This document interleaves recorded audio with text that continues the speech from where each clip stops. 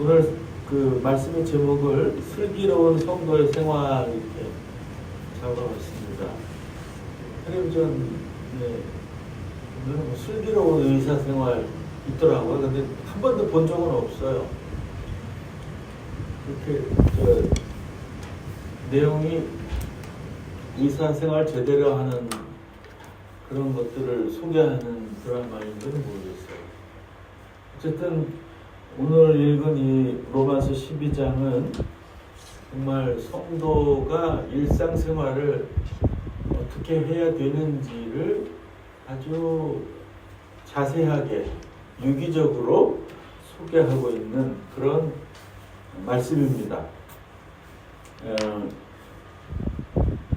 우리의 삶의 모습이 두 영역으로 나눌 수 있어요. 수식적 영역, 수평적 영역.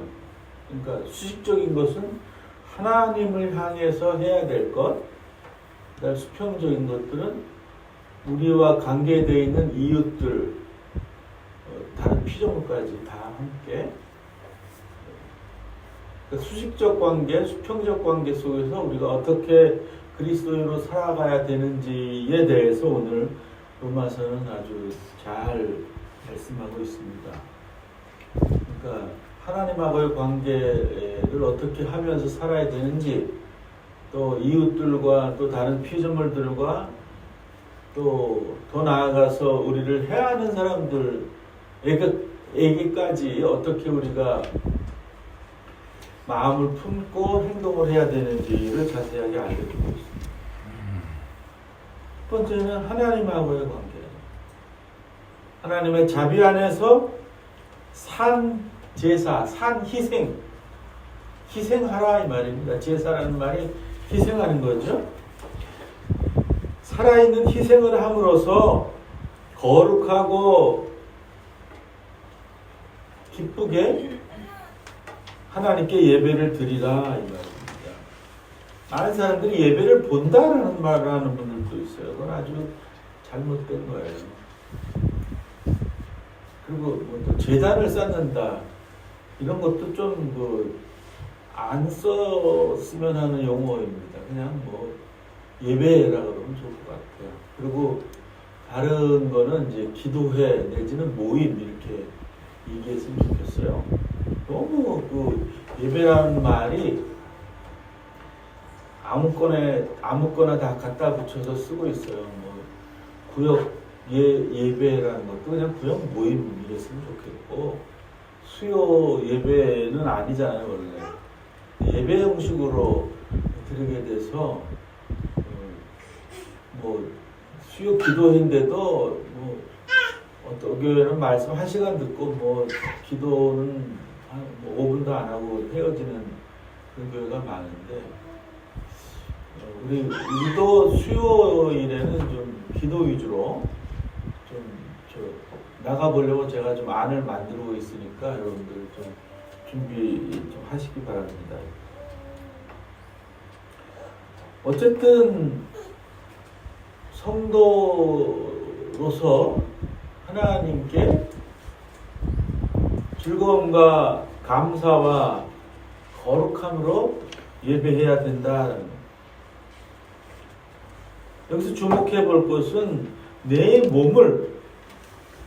몸을 하나님이 기뻐하시는 거룩한 산제물로 드리라. 이 몸이라는 것은 그냥 이렇게 썩어진 육체만이 아니라 전인격적인 우리들의 모습을 얘기하는 거예요.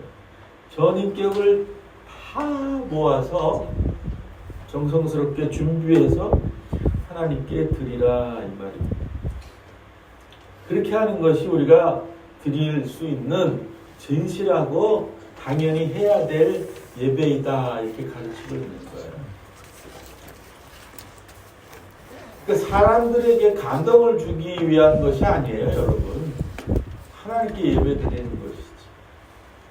하나님이 받으시도록 하는 예배인 거지, 뭐 인간들이 울고 짜고 감동받기 위해서 드리는 게 아니에요. 근데 요즘은 그런 경향이 많아요. 주객이 전도돼가지고 같은 여러 가지 그 도구를 가지고서 어떻게 해서라도 사람들의 마음을 찡하게 하고 사람들을 울리고 웃기고 싶어 하는 그런 예배를 진행하는 모습들이 참 많아요. 그건 잘못된 거예요. 그냥 내 마음속에 자리 잡고 계신 성령 하나님의 은혜를 따라서 나를 구원해 주신 그 사랑에 감사하면서 정말 모든 것을 다하여 나의 인격 모든 것을 다하여 하나님께 집중하며 예배하는 것이 이 슬기로운 성도의 신앙생활인 거예요. 그리스도인으로서 자꾸 어떤 드라마틱한 도구를 가지고 사람들에게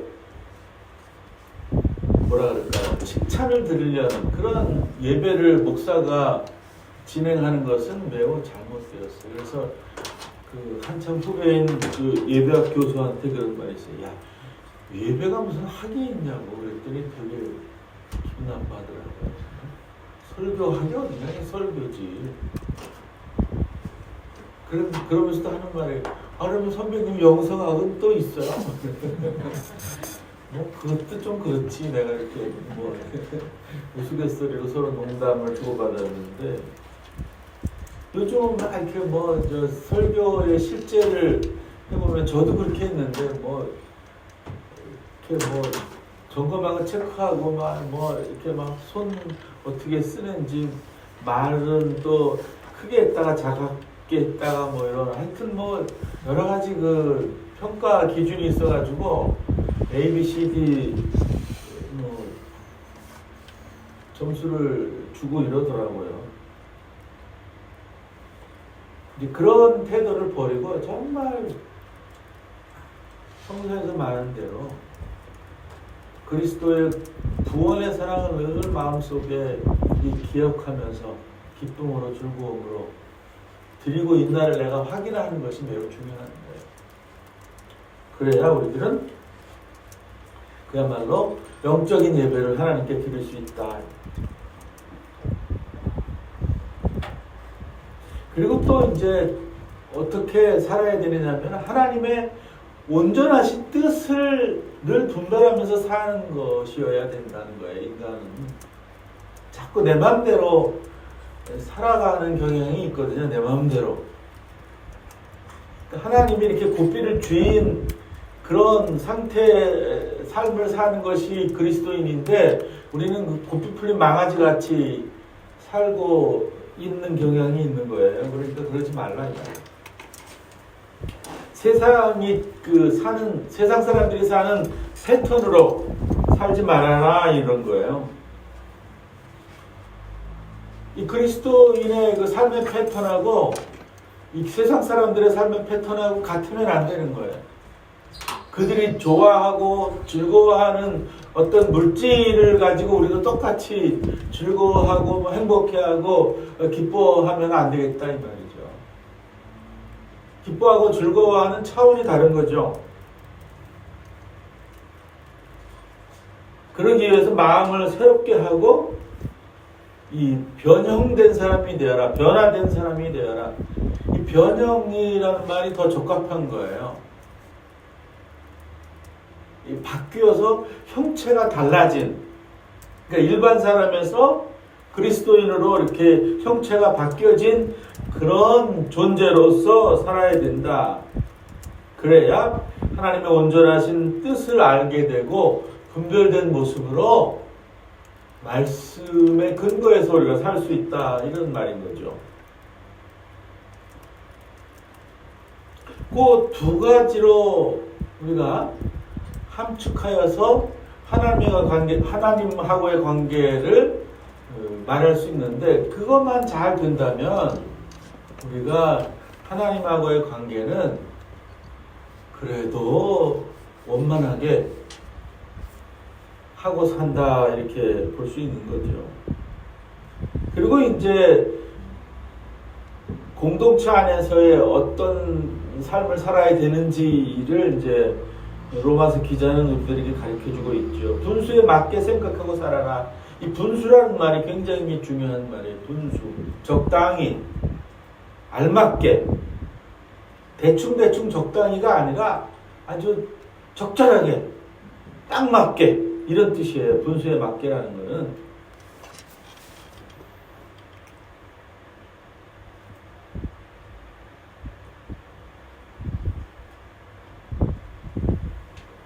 내가 인간이라는 것을 늘 염두에 두고 생각해야 돼요.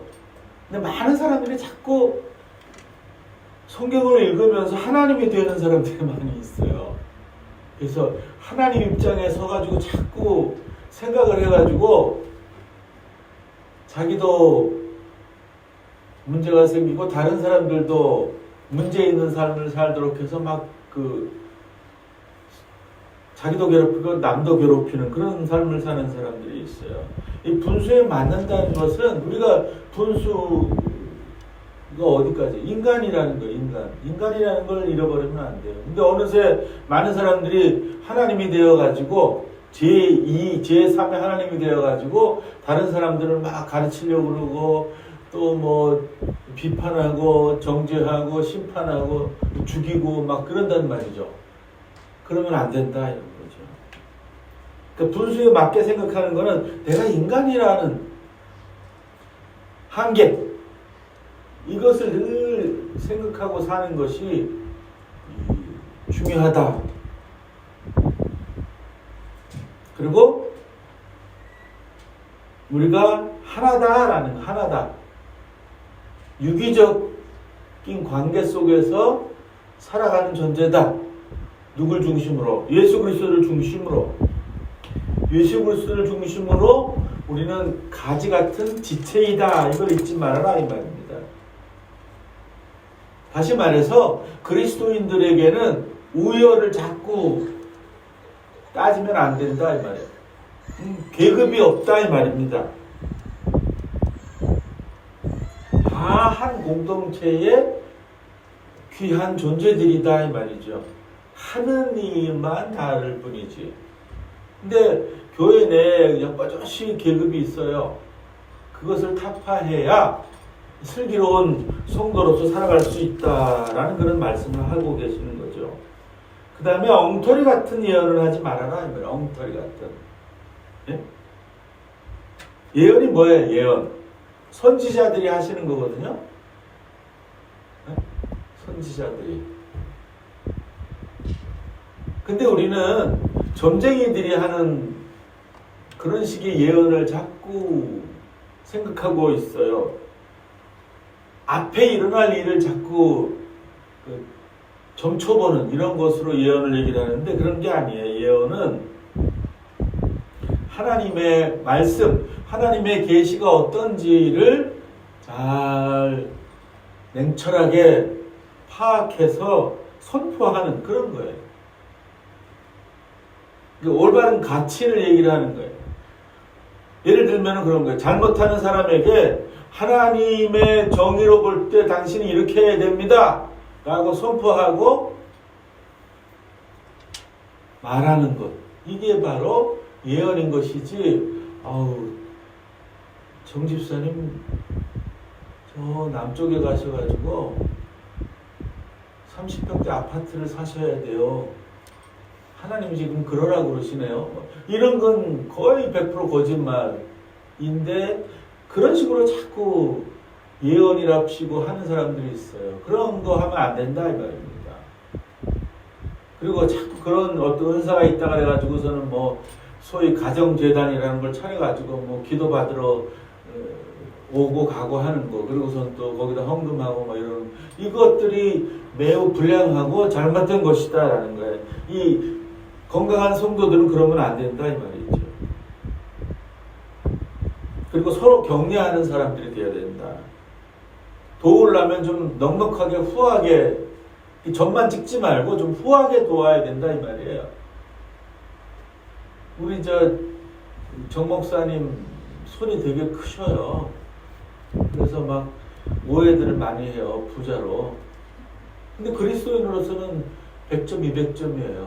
우리 그리스도인들은 좀 후하고 손이 커야 돼요. 대를 깎아서 주는 것이 아니라 이렇게 고봉으로 주는 그런 성도가 제대로 된 성도다 이 말이죠. 그리고 즐거움으로 도와야 되는 거예요. 순수하게 어떤 조건 없이, 기대 없이. 많은 사람들이 기대를 해요. 그러니까 시험에 들어요. 저것이 내가 저렇게 주었는데 감사도 안 하네, 표시도 안 하네, 이런. 그렇게 다 시험인 거예요. 그냥 그 줌으로 인해서 기쁨을 얻어야지, 그 주고 나서 그가 하는 반응으로 기쁨을 얻으려고 그러면 우리가 시험에 들 수밖에 없는 거예요. 사랑은 또 순수하게 거짓 없게 해야 된다, 그 말씀하고도 또 상통하는 거죠. 이유 없이 조건 없이 사랑하는 거예요. 아버지 하나님이 우리를 이유 없이 조건 없이 사랑하셨잖아요. 우리가 낳은 자식들 이유 없이 조건 없이 사랑하잖아요. 그죠? 안 그러면 그거 뭐 계모나 계부일 가능성이 커요. 악을 미워하고 선을 행하는, 늘 소망을 가지고 기뻐하라 이렇게 얘기하는데, 여기서는 중요한 말씀이 종말론적인 태도를 가져라 이 말이에요. 소망이라는 건 그거예요. 우리나라 사람들은 되게 아이러니컬한데 말로는 굉장히 종말론적이에요. 그러나 현실적으로 굉장히 현실적이에요. 예를 들면 죽음이라는 것을 바로 죽어도 내가 담대하게 받아들이겠다가 아니라 다 오래 살고 싶어요. 상대적으로. 그러면 안 된다라는 거죠. 지금 세상이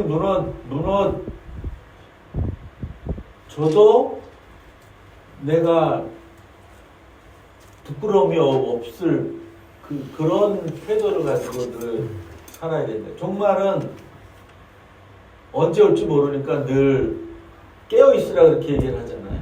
깨어있는 성도의 모습으로 살아야 된다 이 말이죠. 그리고 우리에게 고난이 늘 찾아오는데 고난을 잘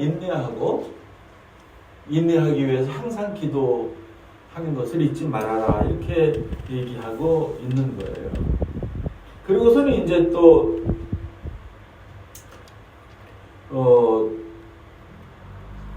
공동체 말고 공동체 밖에서 우리 그리스도인을 공격하는 사람들에 대한 얘기도 또 하고 있어요. 중간에 공동체의 형제들 자매들하고의 삶도 또 얘기하고 있지만, 핍박하는 사람들을 축복하라, 저주하지 말라. 이거 쉽지가 않더라고요. 나를 괴롭히는 사람을 어떻게 축복을 합니까? 근데 이렇게 저주의 생각이나 저주의 마음이 확 들다가도 조금 지나면 그래도 그런 생각이 들더라고요. 아유, 불쌍히 여겨야지. 그리스도인된 내가 저자하고 똑같이 생각하고 행동하면 안 되겠지. 이런 생각이 들더라고요. 그러면서 또 저 사람을 좀 하나님 어떻게 위해 주시는 길을 좀 마련해 주십사. 이런 또 기도도 하게 되는 거죠. 그리고 이제 기뻐하는 사람과 기뻐하고 슬퍼하는 사람과 슬퍼하는. 그러니까 다시 말하면 나 아닌 다른 사람들의 마음, 기분, 상태 이런 것들을 잘 읽고 그것에 대응하라 이 말이에요. 어떤 사람들은 자꾸 상대방이 슬퍼해야 되는 그 시간에 슬퍼해야 될 시간을 다 깨버리고 그냥 망가지게 하는 사람들이 있어요. 예를 들면 왜 그리스도인이 기뻐해야 되는데 울어? 그거는 믿음 없는 짓이야. 이런 식으로. 그렇죠? 그건 우리가 로봇도 아니고 맨날 기뻐하겠어요. 슬픈 일 그러니까 자꾸 그런 거예요. 그리스도인이 된다고 우리의 인간성이 바뀌는 게 아닌데, 인간이 해야 될 것들은 다 할 수밖에 없어요. 희노애락이 있고, 네? 다 그런 건데 그것이 마치 없는 사람처럼 행동해요. 그러니까 아까 말씀드린 대로 어떤 믿음 좋은 사람들은 자꾸 자기가 하나님인 양 생각하고 이야기하는데 막상 인간적으로 보면은 뭐 우리보다 더 형편없는데 그렇다 이 말이에요. 마음을 같이 하고, 이 중요한 말 또 있어요. 교만하지 말고, 겸손. 낮고 천한 사람들의 친구가 되어야 된다 이 말이죠. 그 다음에 잘난 체 말아라. 다 연결이 되는 거죠. 교만하지 말아라. 낮고 천한 사람들의 친구가 되라. 교만하지 않으려면 그럴 수밖에 없어요. 그리고 또 잘난 체 하는 거 하지 말아라. 자랑하지 말아라. 이런 것도 마찬가지인 거예요. 최선을 다해서 모든 존재와 사이좋게 지내라. 평화하라. 이거예요.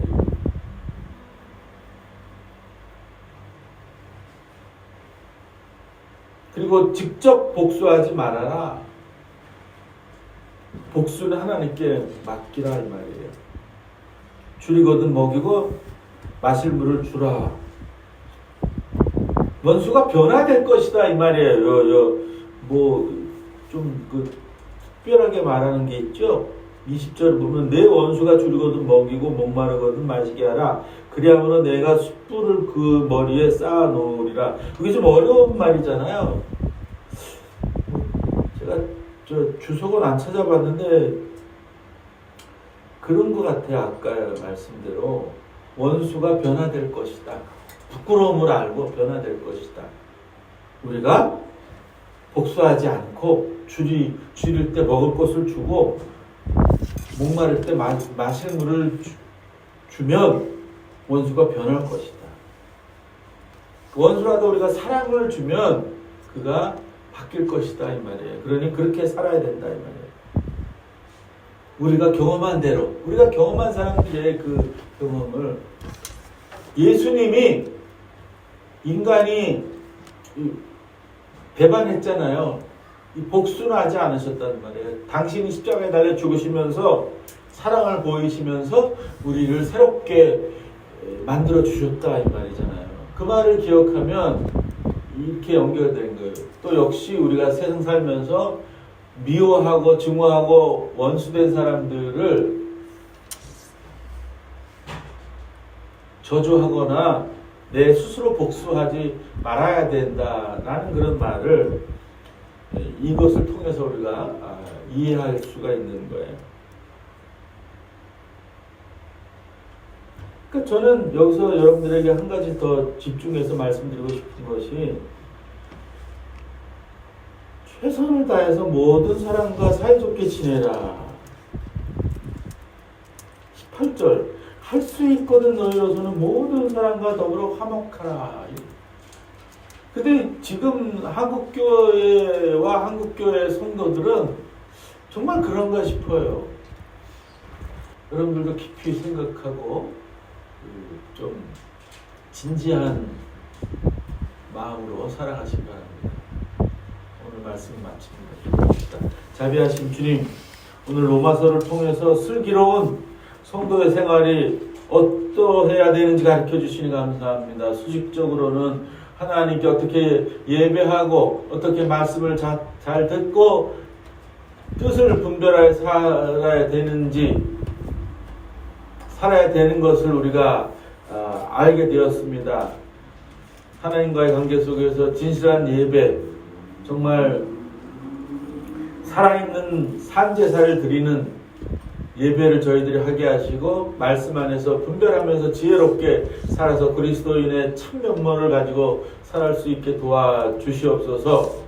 그리고 또 이 교회 공동체의 일원으로서, 또 이 한국이라는 사회 안에서 공동체로서, 또 세계 지구촌의 공동체의 일원으로서 말씀하신 여러 가지 것들을 잘 기억하고 행동하며 살아갈 수 있도록 성령 하나님께서 인도하시고 새 힘을 허락하여 주시옵소서.